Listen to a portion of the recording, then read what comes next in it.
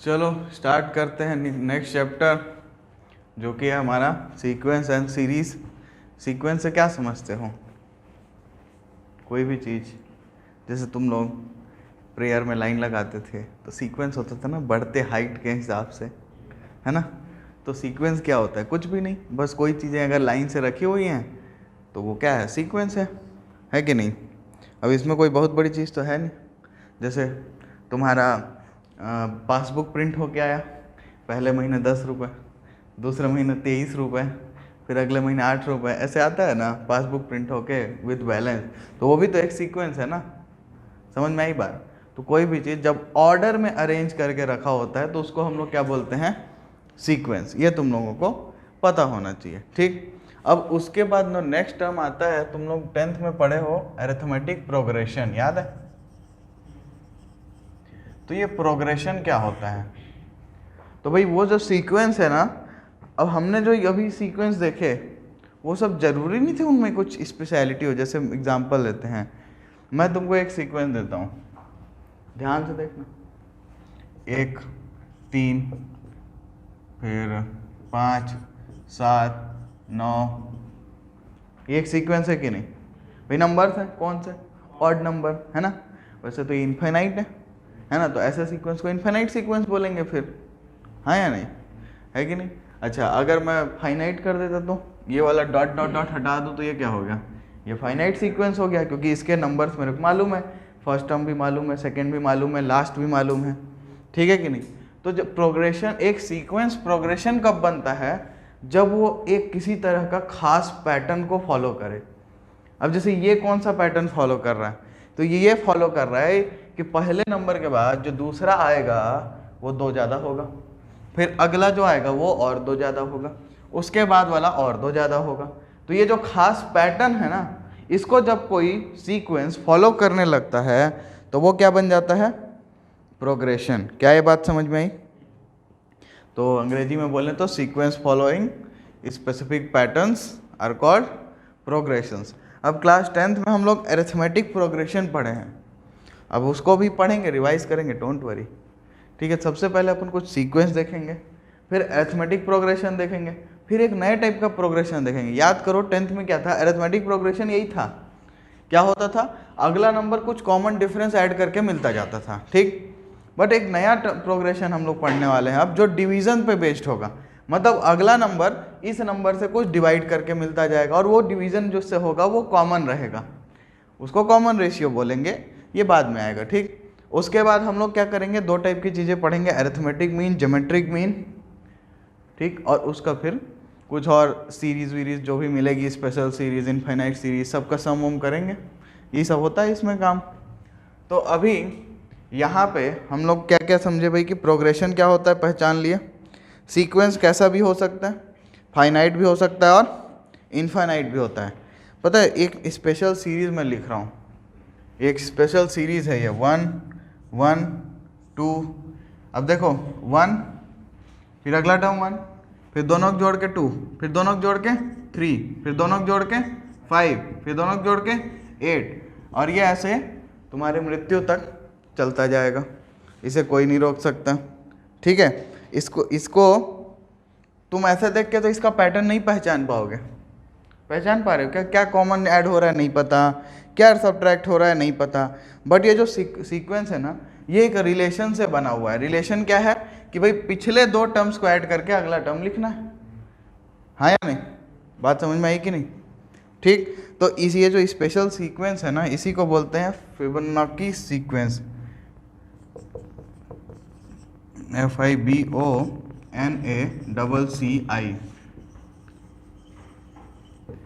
ये वो साइंटिस्ट हैं, एक तरीके से मैथमेटिशियन थे।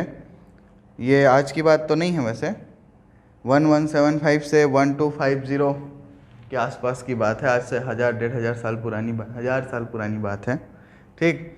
तो इन्होंने ये सीक्वेंस दिया था, ठीक है। तो ये एक स्पेशल सीक्वेंस है। अब ये सीक्वेंस सीरीज बहुत ही इंपॉर्टेंट चैप्टर है, क्योंकि इसके क्वेश्चंस ना तुम जिंदगी में जहाँ जाओ वहाँ मिलेंगे, चाहे तुम बाद में कॉम्पिटिटिव एग्जाम दोगे तो भी मिलेंगे, ठीक। तो इसको बहुत ध्यान से पढ़ना। अब ये सीक्वेंस का जनरल टर्म में लिखना चाहूँ तो देखो कभी भी सीक्वेंस के टर्म्स किस टाइप से दिखेंगे, पहले टर्म को मैं A1 बोलूँगा, फिर दूसरे टर्म को A2 बोलूँगा, तीसरे को A3 बोलूँगा, अगले को A4, ऐसे ही करते करते nth टर्म को मैं AN बोलूँगा, हाँ या नहीं। तो ये फर्स्ट टर्म होगा, second term, third term, fourth term और nth टर्म, ठीक है। और nth टर्म ही हमेशा उस सीक्वेंस का या क्या होता है, जनरल फॉर्म होता है। कैसे, मैंने अगर nth टर्म तुमको बोला कि भाई n टर्म है तुम्हारा 2n-1 and n is a natural number, तो तुम n की वैल्यू 0 रखोगे, क्या मिलेगा, सॉरी n की नेचुरल नंबर 0 थोड़ी ना होता है, 1 होता है ना, तो 1 रखोगे क्या आएगा 1 1, 2 रखोगे 3, 3 रखोगे 5, उत्तरी, ये किसका n टर्म है, ऑड नंबर का। समझ में आई बात कि नहीं। इस तरीके से अगर मैं तुमको n टर्म बता दूं तो वो एक्चुअली जनरल फॉर्म है, उससे हम n की वैल्यू सब्स्टिट्यूट कर करके सारे जो भी क्या है अपने अलग अलग टर्म्स है ना, first term, second term, fourth, third term, सारे टर्म्स को कैलकुलेट कर सकते हैं। क्या है बात समझ में आई, ठीक। अब यहाँ पे इस स्पेशल सीरीज की मैं बात करना चाहता हूँ, तो इसको देखो मैं क्या लिख सकता हूँ, A1 is equal to A2, या मैं लिखूँ, ठीक, और ये इक्वल होता है 1 पे, ठीक। फिर A3 जो होता है वो A1 प्लस A2 होता है, फिर A4 जो होता है वो A2 प्लस A3 होता है। ऐसे ही करके AN जो लिखूंगा वो क्या होगा, AN-2 प्लस AN-1। देख लो, समझ रहे हो, जस्ट पिछला टर्म और उसका पिछला टर्म, पीछे के दो टर्म को ऐड करेंगे तो अगला टर्म मिलेगा। तो ये फिबोनाची सीरीज है, ये सीक्वेंस है, सॉरी अभी सीरीज नहीं बना, अभी सीरीज मैं बताने वाला हूँ थोड़ी देर बाद। तुम लोगों को सीक्वेंस समझ में आया क्या।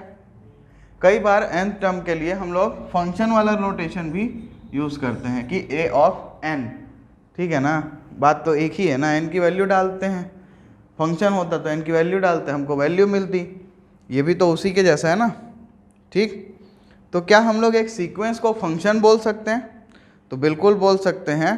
एक सीक्वेंस को एक फंक्शन कैसे, कि हम मानेंगे कि उसका जो डोमेन है वो रियल नंबर होगा या कोई सबसेट हो सकता है रियल नंबर का, ठीक है, और वो a ऑफ n टाइप में लिख दिया जाएगा तो बन गया फंक्शन, क्या ही दिक्कत है। तो इसका मतलब क्या है कि हमारा एक सीक्वेंस जो है वो फंक्शन भी हो सकता है। अब अगली बात करते हैं सीरीज की, प्रोग्रेशन हो गया, अब बात करते हैं सीरीज की। तो एक सीक्वेंस सीरीज कब बनेगा, एक सीक्वेंस सीरीज कब बनेगा, तो उसके लिए हमको करना क्या है कि देखो सीक्वेंस के जो टर्म्स है ना उनको ऐड करके लिख दो। मान लो ये A1, A2, A3, A4 ये तुम्हारे पास एक सीक्वेंस था, इसके सारे टर्म्स को ऐड कर देते हैं। चलो तो A1 plus A2 plus A3, अब पता है क्या बन गया, ये सीरीज बन गया। मतलब सीक्वेंस के टर्म्स को जब ऐड कर देते हैं तो वो क्या बन जाता है, सीरीज। तो इस तरीके से जब मिलेगा तो क्या होगा हमारा सीरीज, क्या होगा सीरीज, ठीक है।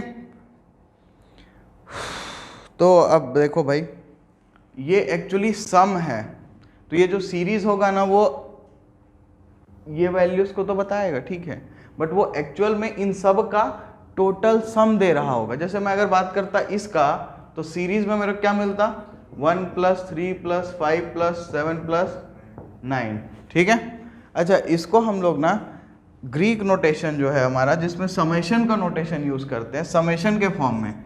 सम को अब एक एक टर्म को लिखोगे तो दिमाग खराब हो जाएगा, कई बार ज़्यादा टर्म्स हो सकते हैं, तो इसके लिए हम लोग समेशन नोटेशन यूज़ करते हैं, जिसमें ये यूज़ होता है। इसको क्या बोलते हैं, ये है सिग्मा, ये क्या है सिग्मा, ग्रीक लेटर है, और ये क्या रिप्रेजेंट करता है, ये बोलता है ऐड करो। तो मैं इसको अगर लिखना चाहूँ, ये वाले पहले इसको लिख रहा हूँ, इसके लिए तो क्या बोल सकता हूँ, n = 1 to n तक जा रहा है, n की वैल्यू 1 से n तक जा रही है, ऐसा मैं एज्यूम कर रहा हूँ, ठीक। और मैं क्या कर रहा हूँ, an को ऐड कर रहा हूँ। तो अब देखो n की वैल्यू 1 रखेंगे तो क्या आएगा A1, 2 रखेंगे तो 2, फिर 3, 4, 5, 6, n रखेंगे तो n। तो ये पूरा क्या दे देगा हमको, इसी को देगा कि नहीं देगा। तो सीरीज को रिप्रेजेंट करने के लिए हम लोग समेशन वाला नोटेशन यूज़ करते हैं, जिसको सिग्मा नोटेशन भी बोला जाता है। या एक्चुअली इसको तुम लोग सिग्मा नोटेशन ही बोलो। समझ में आई बात कि नहीं यहाँ तक, बताओ। ठीक है, तो अब इनफाइनाइट और फाइनाइट सीरीज की बात करूँ, बता दिया भाई। अगर टर्म्स इनफाइनाइट होते तो इनफाइनाइट सीरीज, फाइनाइट होते तो फाइनाइट सीरीज। ठीक है, अब तुम लोग क्या सोचते हो, ये जो सीरीज है, सीरीज क्या बताता है? सीरीज क्या ये वैल्यूज को बताता है क्या कि 1 + 3 + 5 + 7 + 9 बोलता है क्या? वो इनका जो सम आएगा ना, 9 7 16, 16 5 21, 21 3 24 1 25, तो सीरीज इसको बताता है। ठीक है, सीक्वेंस इन नंबर्स के ऑर्डर को बताएगा, सीरीज नहीं बताएगा। सीरीज उनके सम को रिप्रेजेंट करता है। ठीक है, तो अगर हम सम ऑफ द सीरीज बोल रहे हैं ना, तो सम ऑफ द सीरीज क्या होगा हमारा, ये। ठीक है, तो सीरीज रिप्रेजेंट कैसे होता है, तो सीक्वेंस में प्लस ऐड करके, बट सीरीज में हमको मिलता क्या है, सम, ये मिलेगा। सारे टर्म्स को हम ऐड कर देंगे। बताओ इसमें कोई दिक्कत? ठीक है, इसको नोट करो, फिर कुछ क्वेश्चन देखते हैं इसके। चलो तो फर्स्ट क्वेश्चन लेते हैं। इसके क्वेश्चन अभी तो बहुत सिंपल सिंपल मिलेंगे ना। तो फर्स्ट क्वेश्चन ये है, बोल रहा है कि फर्स्ट 3 टर्म्स लिख के बताओ सीक्वेंस को। अगर सीक्वेंस का जो कॉमन टर्म है वो ये है, an = 2n + 5। क्या बोल रहा है, पहले 3 टर्म्स बताओ। Right the first 3 terms in each of the following sequence defined by this. तो भाई फर्स्ट टर्म क्या होगा, n की जगह 1 डालो ना, तो 2 × 1 + 5 कितना हो गया, 7। ठीक, 2 डाल लो, 3 डाल लो। ठीक है, तो ये पहला क्वेश्चन। दूसरा क्वेश्चन ये बोल रहा है इसका बताओ पहले 3 टर्म्स। तो क्या डालोगे, 1 - 3/4 क्या आएगा, -2/4, मतलब -1/2। ठीक, a2 लिख लो, a3 लिख लो। लिख लोगे, इसको मैं लिखूं? अब इससे आसान सवाल भी हो सकता है क्या भला? ठीक है, तो जब आंसर आ जाएगा ना, तो मैं एक ठोक को कैलकुलेट पूरा कर देता हूँ। लिखना भी तो पड़ेगा ना इसको सीक्वेंस में। ठीक है, तो 2 × 2 + 5 कितना होगा, 4 + 5 9। ठीक है, 2 × 3 + 5, तो हमारा आंसर जो होगा वो क्या होगा इसका, यहाँ लिखता हूँ छोटा सा, 7, 9, 11। इसका आंसर भी ऐसे लिख लोगे। ठीक है, एक और क्वेश्चन देखते हैं इसमें। एक और क्वेश्चन है, what is the 20th term of the sequence. क्या फाइंड करना है, a20 फाइंड करना है, और सीक्वेंस का nth टर्म दिया हुआ है n - 1, 2 - n, 3 + n। बताओ क्या करोगे, a20 कैसे लिखोगे, 20 - 1, 2 - 20 और 3 + 20, तो ये 19 × -18 × 23। चलो कैलकुलेट कर लेना, ये तुम्हारा घर का काम है। ठीक है, एक और क्वेश्चन देखते हैं इसमें।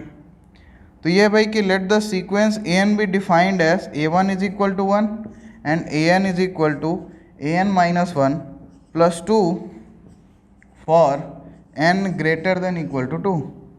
मतलब क्या है, a1 1 है और an - 1 + 2 होता है फॉर n > 2। मतलब जब n की वैल्यू 1 है तो 1 है वैल्यू, n की वैल्यू 2 होगी और उससे ज़्यादा होगी तो ये फॉलो होगा। ठीक, अब क्या बोल रहा है, find first 5 terms and right the corresponding series. Right the corresponding series. तो सबसे पहले क्या करते हैं, a1 तो मालूम है, a2 निकालते हैं। a2 क्या होगा, इस फॉर्मूले का यूज होगा, तो a2 - 1 + 2, तो ये क्या होगा, a1 + 2। a1 कितना है, 1 है, तो 1 + 2 क्या मिला, 3, तो a2 मिल गया। ऐसे ही a3 निकाल लेते हैं। चलो, तो a3 - 1 + 2 क्या हो जाएगा, a2 + 2। a2 कितना है, अभी निकाले 3, तो 3 + 2 कितना आ गया, 5। इसी तरीके से अब a4 निकाल लेते हैं। तो a4 कितना होगा, a4 - 1 + 2, तो a3 + 2। a3 कितना आया, 5 + 2 कितना आया, 7। a5 निकाल लेते हैं, a5 - 1 + 2, तो a4 + 2 क्या आया, 7 + 2 कितना आया, 9। ठीक है, 5 टर्म निकालने बोला था, 5 टर्म निकाल लिए। अब सीरीज लिखनी है तो पहला क्या टर्म है, 1। अगला टर्म क्या है भाई, a2 कितना है, 3, फिर अगला कितना है 5, फिर अगला कितना है 7, फिर अगला कितना है 9। अरे ये वही सीरीज है जो हमने अभी शुरुआत में ली थी, बट उसको इसने लिखने के लिए जो नोटेशन यूज़ किया है वो थोड़ा सा अलग यूज़ किया है, बाकी है तो वही। देखो उसकी डेफिनेशन कितनी प्यारी बना दी है, ये कुछ नहीं ऑड नंबर्स को ही रिप्रेजेंट कर रहा है। समझ में आई बात कि नहीं? ऑब्वियस है, दो नंबर्स के बीच का डिफरेंस देख लो ना, ये an-1 को उधर फेंकोगे तो क्या मिलेगा, an-1 क्या आएगा 2। जब दो टर्म्स के बीच का डिफरेंस 2 है, इसका मतलब वो या तो इवन होंगे या तो ऑड होंगे। अभी स्टार्टिंग टर्म ऑड दिया है, मतलब सारे टर्म्स ऑड होंगे, कॉमन चीज़ है ये, ठीक है। तो अब एक्सरसाइज 9.1 में 14 सवाल हैं, सारे सवाल ऐसे ही हैं, एकदम सिंपल सिंपल। तो ट्राई करो और इन्जॉय करो।